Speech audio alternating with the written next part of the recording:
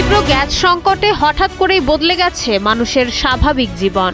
লাইনের চুলায় দিনভর গ্যাস না থাকায় পরিবারের খাবার জোটাতে গৃহিণীদের বাধ্য হয়ে রান্না বসাতে হচ্ছে মাঝরাতে। প্রাত্যহিক রুটিন এভাবে উল্টে যাওয়ায় তৈরি হয়েছে চরম ভোগান্তি, আর অনিদ্রার কারণে ঘরে ঘরে বাড়ছে শারীরিক অসুস্থতা।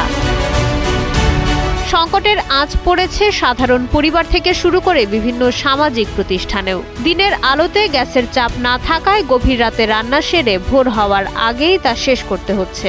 বিকল্প হিসেবে সিলিন্ডার, ইন্ডাকশন চুলা কিংবা হোটেলের খাবারের উপর নির্ভর করতে গিয়ে সংসারের খরচ বেড়ে যাচ্ছে দ্বিগুণ, যা মধ্যবিত্তের বাজেটে তৈরি করছে প্রচণ্ড চাপ।